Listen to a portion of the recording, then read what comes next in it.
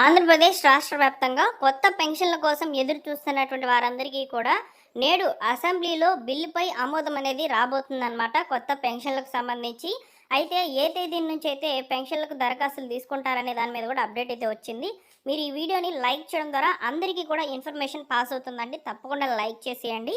So అలానే పెన్షన్లకు సంబంధించి ఏ చిన్న అప్డేట్ వచ్చినా తెలియజేస్తాను. పెన్షన్ లబ్ధిదారులు మన ఛానల్ని సబ్స్క్రైబ్ చేసుకుని రెగ్యులర్గా ఫాలో అవుతుండండి. ప్రభుత్వం నుంచి వచ్చేటువంటి పథకాల అప్డేట్స్ మన ఛానల్లో రెగ్యులర్గా పోస్ట్ చేస్తాము. మీరు వెంటనే కూడా తెలుసుకొని అప్డేటెడ్గా అయితే ఉండవచ్చు అనమాట. సో ప్రభుత్వం కొత్త పెన్షన్లకు సంబంధించే కాకుండా మరో 4 పథకాలకు సంబంధించి ఈరోజు ఆమోదం అయితే తెలియజేయబోతుంది అనమాట. బిల్ అనేది ప్రవేశపెట్టనుంది. వాటి గురించి 1 by 1గా చెప్తాను.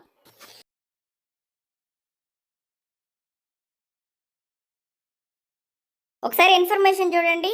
నేడు నవంబర్ 15 4వ రోజు అసెంబ్లీ సమావేశంలో ఫీజు రియంబర్స్మెంట్, నూతన మద్యం విధానము, డ్వాక్రా మహిళలకు 0 వడ్డీ పథకం, దీపం 2 పథకం, 50 ఏళ్లు నిండినటువంటి బలహీన వర్గాల వారికి పెన్షను, నిరుద్యోగ యువతకు భృతి అనే తదితర విషయాల గురించి మాట్లాడనున్నట్లు మనకి ఇక్కడ అప్డేట్స్ అయితే రావడం జరిగిందండి.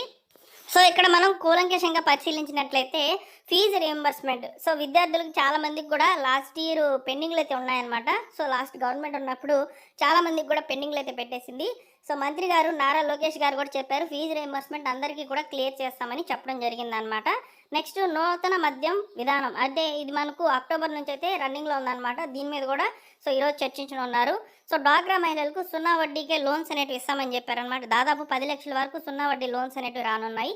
దీపం 2 పథకం వచ్చేసి గ్యాస్ సిలిండర్లకు సంబంధించి, 50 సంవత్సరాల పెన్షన్కి సంబంధించి, నిరుద్యోగ భృతి, నిరుద్యోగ యువతకు సంబంధించి ఇచ్చేటువంటి నిరుద్యోగ భృతికి సంబంధించి కూడా ఇక్కడ మనకు అప్డేట్స్ అనేవి రావడం జరిగిందనమాట. ఇక్కడ చూడండి మరొక అప్డేట్ కూడా ఉంది పెన్షన్లకు సంబంధించి. కొత్త పెన్షన్లపై ప్రభుత్వం గుడ్ న్యూస్. అర్హులైన పెన్షన్దారులకు డిసెంబర్ మొదటి వారం నుంచి దరఖాస్తు చేసుకునేందుకు ప్రభుత్వం వెసులుబాటు కల్పించిందని మంత్రి కొండవల్లి శ్రీనివాస్ గారు అయితే తెలియచేయడం జరిగిందనమాట. పెన్షన్దారులు గ్రామంలో 1 లేదా 2 నెలలు లేకపోయినా తదుపరి నెలలో అంటే 3 నెలలకు ఒకసారి పెన్షన్ అనేది తీసుకునేలా చర్యలు తీసుకోవాలని చెప్పి చెప్తున్నారండి. అనర్హుల పెన్షన్ని తీసుకున్నట్లు గుర్తిస్తే వెంటనే చర్యలు తీసుకోవాలని కూడా ఈ సందర్భంగా స్పష్టం చేసినట్లు ఇక్కడ మనకు అప్డేట్స్ అయితే ఉన్నాయన్నమాట. ఇకపోతే 50 సంవత్సరాల పెన్షన్ గురించి మాట్లాడాలండి. ముఖ్యంగా 50 సంవత్సరాల పెన్షన్ అనేది బలహీన వర్గాలకు సంబంధించి అయితే రావడం జరుగుతుందన్నమాట. కుటుంబంలో 50 సంవత్సరాలు పూర్తి చేసుకొని అదే కుటుంబంలో ఎవరికి కూడా పెన్షన్ రాకుండా ఉండినట్లయితే వారికి ఈ పెన్షన్ అనేది రావడం జరుగుతుందన్నమాట. బలహీన వర్గాలైనటువంటి ఎస్సీ, ఎస్టీ, బీసీ, మైనార్టీ కులాలకు సంబంధించిన వాళ్ళకి మాత్రమే ఈ పెన్షన్ అనేది అందుబాటులోకి రానున్నట్లు సమాచారము.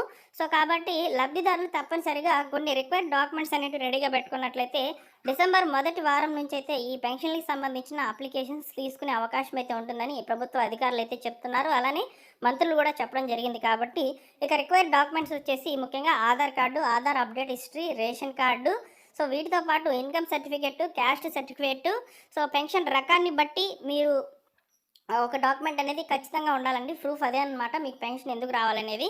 ఇక 50 సంవత్సరాల పెన్షన్కి వచ్చేసి ఓటర్ కార్డు లేదా ఆధార్ కార్డు సరిపోతుంది. సో వికలాంగులకు వచ్చేసి సదరం సర్టిఫికేట్ కావాలి. సో దీర్ఘకాలిక వ్యాధిగ్రస్తులకు సంబంధించి మెడికల్ సర్టిఫికేట్ అనేది అవసరమైతే అవుతాయన్నమాట. ఈ డాక్యుమెంట్స్ అన్నీ కూడా మీరు రెడీగా ఇప్పటి నుంచే పెట్టుకున్నట్లయితే సో డిసెంబర్ మొదటి వారం లేదా 2వ వారం నుంచి అయితే ఆన్లైన్లో అప్లికేషన్స్ అనేవి రిలీజ్ చేయడం జరుగుతుందన్నమాట. సో అప్పటి నుంచి మనము ఈ పెన్షన్కి సంబంధించి దరఖాస్తు చేసుకునేందుకు అవకాశం అనేది ఇస్తారు. సచివాలయాల ద్వారా అయితే మనము పెన్షన్లకి సంబంధించి అప్లై అయితే చేసుకోవచ్చండి. ఓకేనా. సో అయితే మీరు పెన్షన్కి సంబంధించిన అప్లికేషన్ ఏ విధంగా ఉంటుందని అడుగుతున్నారు చాలామంది కూడా.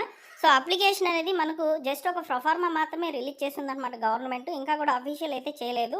ఒకవేళ అఫీషియల్ చేస్తే తప్పకుండా నేను